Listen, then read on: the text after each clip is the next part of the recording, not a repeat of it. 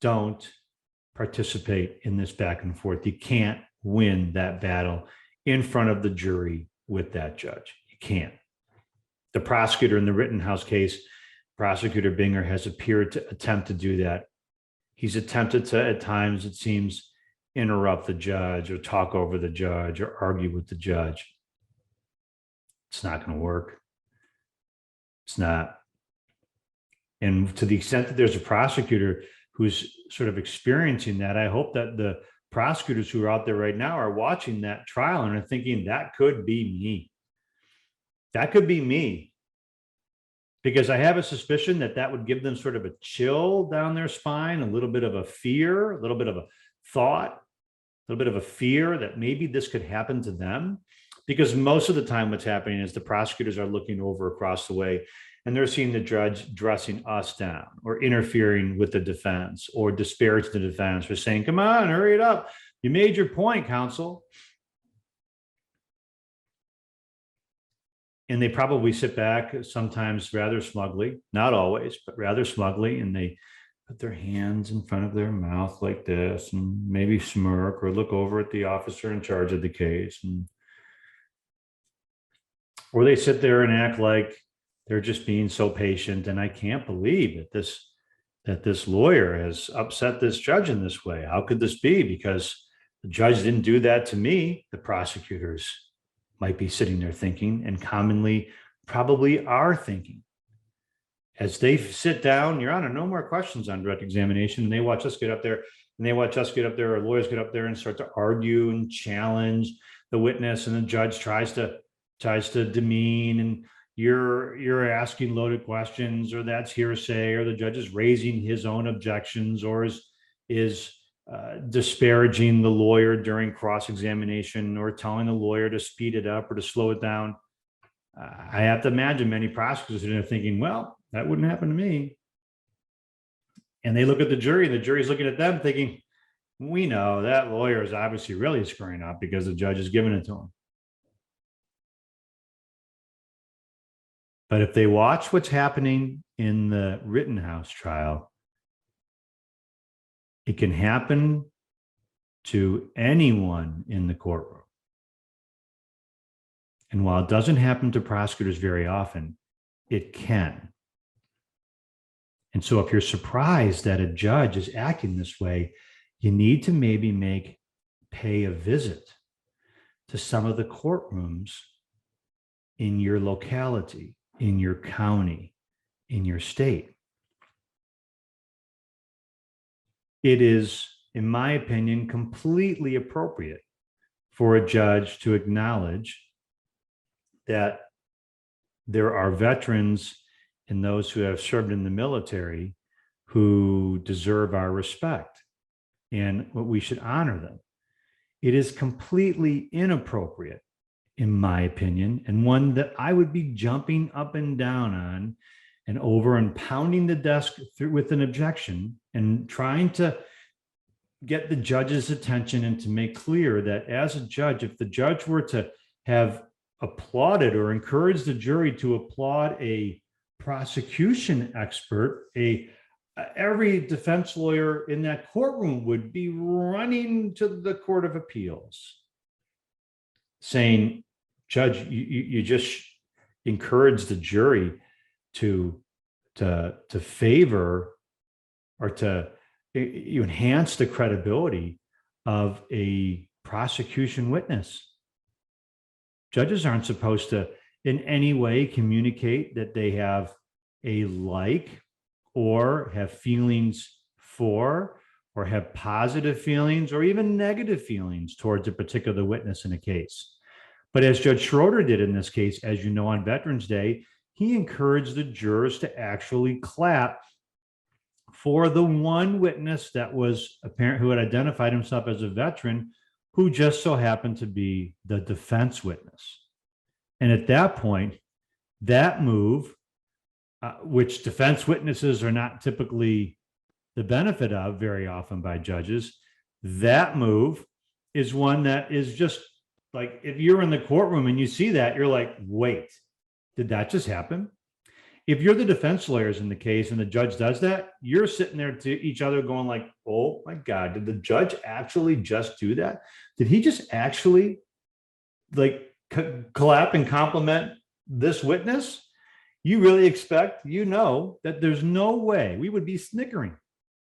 There's no way that after a judge does that, that if they do that to a defense witness, let's just take any witness. A witness goes on the stand and the judge goes, well, I want to give this witness a round of applause. Everybody join in with me. Of course, everybody's going to join in. And they're all going to start clapping for this and showing respect for this witness. What do you think that at that point that anybody that has to get up there and cross-examine that witness is going to do that in any way? Any effective way, how can you cross-examine the witness after the judge has just complimented the witness and gotten the entire courtroom to clap for him? How? And if that were a prosecution witness, civil libertarians, civil rights advocates, defense lawyers would be pulling their hair out, screaming from the rooftops. Because how do you get up there in a closing or in a cross-examination, an attempt to effectively cross-examine a witness that the judge has just gotten the jury to clap for? I mean, it is really unheard of. Some other things that Judge Schroeder has done, like, for example, Judge Schroeder has apparently decided that when evidence is excluded, or he has to rule on objections to the admission or exclusion of evidence, he's at different times attempted to explain, in his opinion, the reasoning behind those opinions. This isn't a civics lesson. This isn't time to give the general public a seminar on the rules of evidence. If you wanted to do that, then take off your robe, go teach a class at a local law school, and invite the general public to watch. This isn't an exercise. This isn't there for entertainment purposes. You're not there to educate the public or the jurors about the reasoning behind your rulings. That's just you being self-centered, in my opinion. Sure, he wants to explain it for the benefit of the media and the laypersons watching the trial, so they understand his reasoning. And I understand that's the explanation so far, but that's not anybody's job. That's not your job to make the process, your rulings, explainable, or to attempt to share your reasoning with the public so that they can somehow know why you're doing what you're doing. Just focus on the case. When he went to the Bible in an effort to explain what hearsay was and why hearsay was admissible in certain circumstances and wasn't inadmissible in certain circumstances, all you're doing is, in my opinion, is drawing attention to the fact that there's evidence that one side is trying to keep out and one side is trying to admit. And if there's evidence that should be excluded, the fact that there's an objection isn't the issue in front of the jury. It's whether the evidence comes in or not. And if you exclude it, don't explain to the jury why you've excluded it. And don't explain to the jury why you had to exclude it. And don't attempt to trace the rules of hearsay back biblically all the way to the Bible. Just rule and move on. All you do in that case is add commentary, because you're attempting to turn the trial. I'm sorry, but this is how it appears. You're attempting to make yourself more the focus of the trial. Again, I'm not at all disappointed that a judge is showing some favoritism, or appears, I should say, to show some leanings towards a defendant or the defense in the case. I don't know if that's the case in every case. I don't know if that's how Judge Schroeder rules in every case. Again, I suspect it's not. But if it is, then the accused who go in front of him, I would say, would seem that there'd be people lining up to have their cases heard by him. It's my understanding that many lawyers and people on both sides, if I understand the process correctly in Wisconsin, have chosen or choose not to have their cases heard by him. Now, That's my understanding. They have a unique system in Wisconsin. I think some states have it where you can you can elect not to have a particular judge hear your case. But it's for a judge to attempt to educate the public so that the public and the people watching can understand the wisdom of his rulings and why he's doing it, turns the focus away from the litigants and the case and puts the focus on him. It's his effort to make himself appear like he's dispensing Solomon-like rulings. And that's just not what you're there for. And the flip side is that if Judge Schroeder were doing this, or a similar judge were doing this, and there are judges all over that do this, if the judge was attempting to do this and was doing it to the defense lawyers and the defendant, I'm telling you, people would be going crazy. Absolutely crazy. The same number and maybe even more than are doing it now. And I want to tell you, this sort of stuff happens in courtrooms all over the country. I'm not sitting here and saying that every judge does stuff like this, and every judge attempts to explain themselves, and every judge attempts to justify their rulings to the public. In fact, most will tell you, most will not attempt to do that to the jury. They won't attempt to sua sponte, which means on their own, attempt to offer reasoning and rationale to the jurors and the general public so that they look like they are smart and that they understand what's going on. Most would not want or encourage, and probably would be very discouraging and disapproving of a lawyer attempting to argue back, as you witnessed in the judge in prosecutor Binger. But most lawyers would literally, well, I shouldn't say literally, would probably figuratively lose their shit right there on the floor if the judge started to attempt to draw the attention to him or her and attempt to justify their legal rulings so that everybody understood why the judge was making these rulings. Not because I'm making the rulings because I'm smart. And let me tell you how smart I am by tracing the roots of this rule all the way back to a chapter or verse in the Bible or a historic text.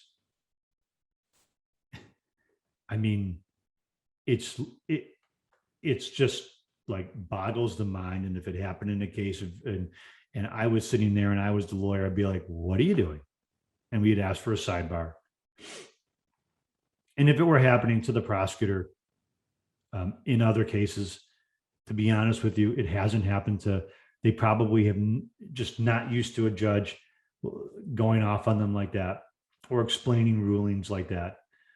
And there are some judges who attempt to do that in a couple of courts that I know in this area. They really go the extra length to attempt to communicate with the jurors and explain to the jurors why the process is the way it is. And those judges have in some way become, I don't want to say targets, but they've received some complaints by prosecutors because the leanings in the courtroom, which so typically prosecutors enjoy the leaning towards them in some of those circumstances when they feel the judge is being fair, or we'll say fair, but they'll say leaning towards the defense, they're not used to it and get a little offended, a little bothered. So there are some other things that we've been very surprised that the public, I should say, has been surprised at. A judge making some jokes. Like the judge apparently made a joke today when they joked about almost like it was some kind of vaudeville act or like a stand-up comedy act, or again, engaged in something where the judge attempted to to highlight when the court reporter came in and he almost popped in like, thought we had something going on, didn't we? Dun, dun, dun. Like almost waited for the cymbal and the drum at the end of that. And it turned out that it was nothing. They were just going to give the jury, send the jury home for the day, which of course has to be on the record. But he kidded about that. I mean, even the comment to the jury about the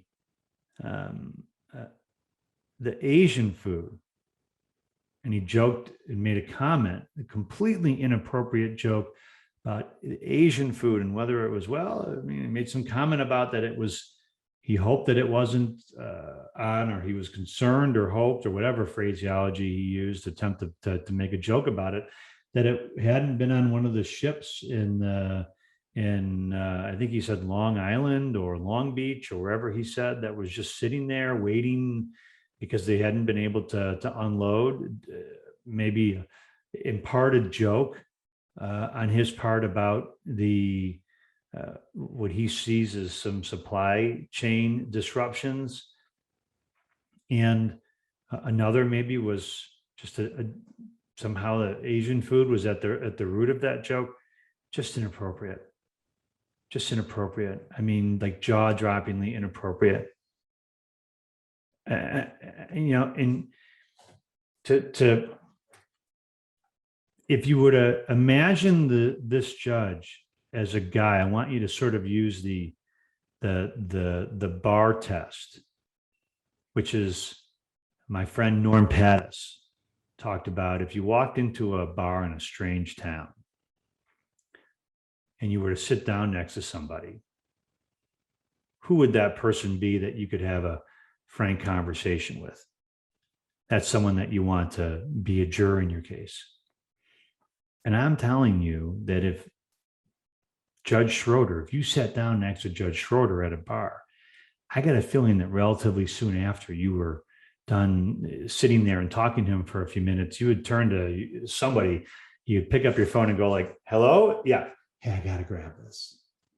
Guy's talking to you, sir. And then you would slide down a couple of seats and be finding the next watering hole. Because he kind of reminds you of that guy. He reminds me of that guy. Like the uncle that gets invited to the great uncle, the second uncle who gets invited to a Thanksgiving Day dinner. The guy who's got like a joy buzzer in his hand. The guy who wants to, pull my finger jokes. And I don't mean to be disrespectful, but courtrooms are really serious places. And trials are really important, scary things. People who go through criminal trials, they have a weight on their shoulders. They have a pit in their stomach. And as a judge, in my opinion, it's not your job to try to make the experience lighter for somebody, to make the public more knowledgeable. It's your job to focus on the litigants and to use as much respect as you can muster up and as much restraint as you can show to ensure that the people that are trying that case are getting a fair shake. This isn't a vaudeville act. You don't put on a red nose. You're not here to tell stories and jokes and to show or reveal political leanings one way or the other. In some ways, a judge should be like almost invisible in the case. Jurors are told at the very end of a trial, it's like a fail safe. It's supposed to be like a clean everything up instruction. And the clean everything up jury instruction at the very end says to the jurors that even if they think that the judge does not have any opinion about the facts, litigants, lawyers, or guilt of the accused. And then the jurors are told by the judge that, but if you do think that I have an opinion about any of those subjects, you are to disregard it. And the reason is that most of the time, the way I should say, the way it's supposed to be, is that the juror shouldn't get any impression, any one way or another, about which way the judge leans, what the judge's political leanings are, what the judge's favorite foods are, what the judge thinks about the lawyers in the case. And if he despises the lawyers on both sides, or one or the other, or likes one or the other,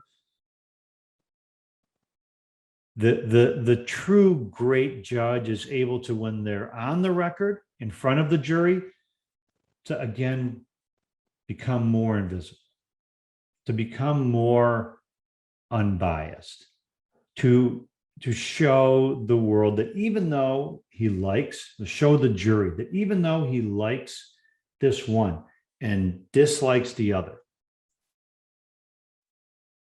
it is the job of the judge to not let the jury know that. It's to not put your finger on the scale. It's not to change the strike zone for one team and narrow it for another. And the truly great judges are the ones that are able to know that they're doing it, and to know it and to avoid doing it. Again, this isn't about whether you're entertaining or wise or funny or humorous, or whether you are lean to the right and are a libertarian or a conservative, or lean to the left, and whether you tend to be a social justice warrior or someone who's, woke. This is not about that when you're on the bench in that black robe, and you're supposed to be, yes, you are supposed to be in a lot of ways like Solomon. You're just not supposed to wear a sign that says, I'm like Solomon. And you're not supposed to say that your rulings emanate from the teachings of Solomon. It's just supposed to be obvious to the rest of us. And if more judges, if more people, this is sort of a last point that I want to make here. Most people, when they line up, you have a say in who your judges are.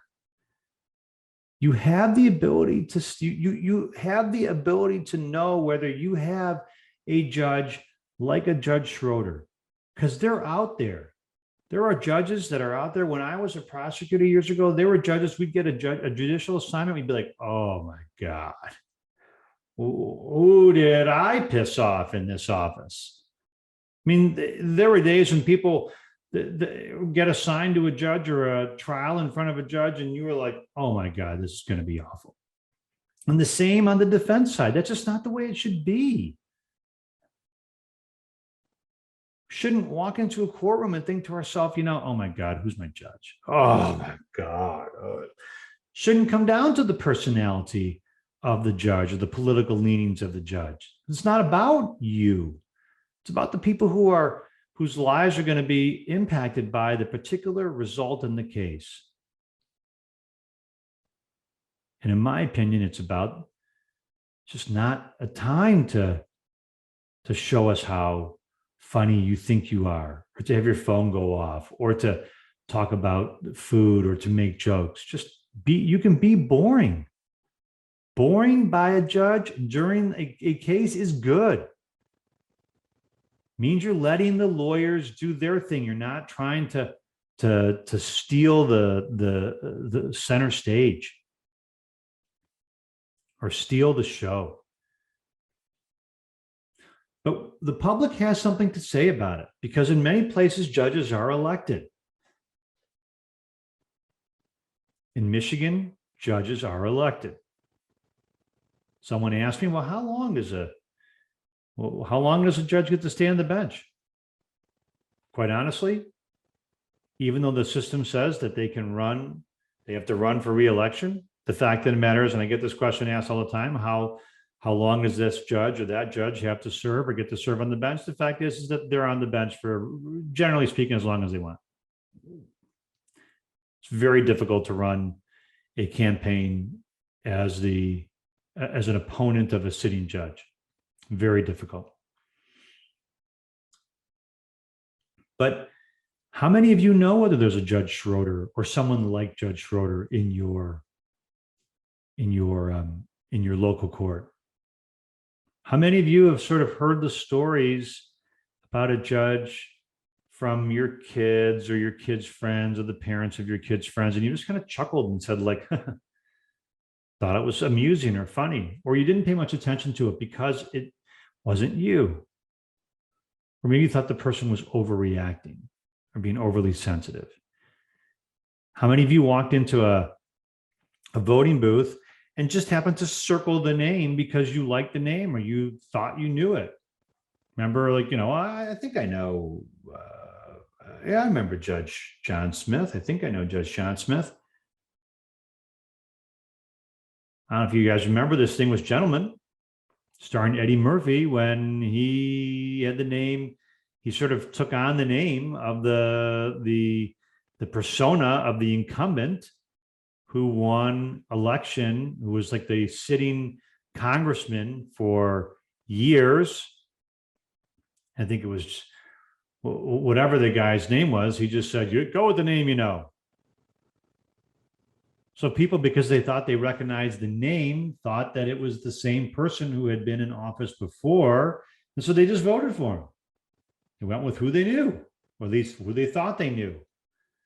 But how many really have taken the time to know or to attempt to learn or attempt to figure out who their judge is, who their local judge is? Maybe you'd be surprised and think, I've got an amazing judge in my backyard. And if that's the case, yeah, do everything you can to encourage people to support that judge. But I can't tell you the number of times that somebody, a client or someone else, pulls us aside during or after a case and says, I had no idea that this was the way the legal system operated. I had no idea that this was the way that particular judge conducted him or herself. How do we vote him or her out? I'm like, where you been for the last 10, 15 years? It's been going on for a while. So I'm not here to talk about reform, but if you just want to at least know, go ask some criminal defense lawyers. Go ahead, they'll tell you. They'll tell you some stories. Go sit in some courtrooms and watch. And rather than think about whether you like the sentences or the legal rulings that the judge is handing out, because that's easy to just pick one side or the other, how about just watch the demeanor and the way the judge engages or reacts? You might walk out thinking, I got a pretty good judge. You might walk out thinking, oh my God, if I end up in front of this judge, that is just the way that judge is treating the lawyers in the courtroom or witnesses or others.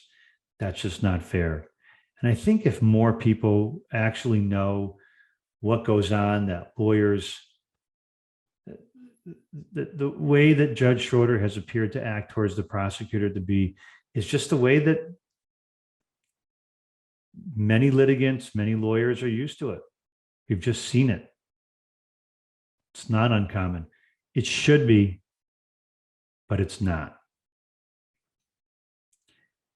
So I wanted to throw my 2 cents in there, drop it in there before been asked by so many people what I thought about Judge Schroeder, what I thought about some of the things I was seeing. And I'm careful not to talk about the rulings because rulings are rulings. But I'm not minimizing the significance of the rulings,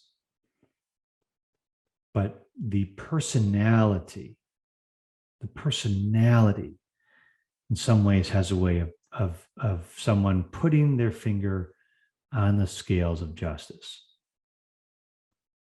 Whether it's intentional or not, that is the effect. And as lawyers who are in there trying to battle it out for one side or the other, just take your finger off. take a step back.